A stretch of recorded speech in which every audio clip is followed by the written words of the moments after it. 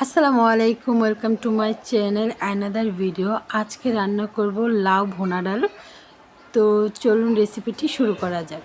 প্রথমে আমি কড়াইতে তেল দিয়ে দিয়েছি, তারপরে দিয়ে দিয়েছি অনেকগুলো পেঁয়াজ কুচি।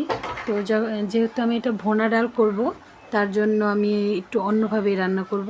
তো একটু তারপরে দিয়ে দিলাম লবণ, তারপর একটু আদা বাটা দিয়ে আমি হলুদ মরিচের গুঁড়া দিয়ে আমি একটু জিরা ফাঁকি দিয়ে দিলাম। এটাকে আমি ভালো মতো নাড়াচাড়া করে নিলাম।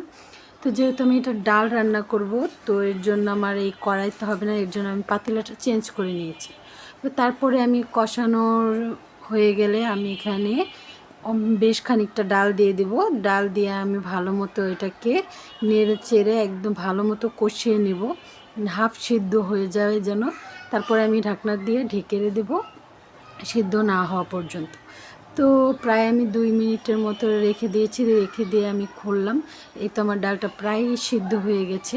তো এই পর্যায়ে আমি নাড়াচাড়া দিয়ে আমি লাউ কেটে রেখেছিলাম, সেই লাউগুলোকে আমি দিয়ে দেব। তো একে একে আমি সমস্ত লাউগুলো দিয়ে দিলাম। তারপরে আমি এটাকে ভালো করে ডালের সাথে মিশিয়ে নেব। তো ভালো করে মিশানো হয়ে গেলে আমি ঢাকনা দিয়ে রেখে দেব এটাকে আবারও 2-3 মিনিটের জন্য। তো 2-3 মিনিট পর আমি ঢাকনাটা খুললাম, দেখলাম এখনও ভালো মতো পানি ওঠেনি।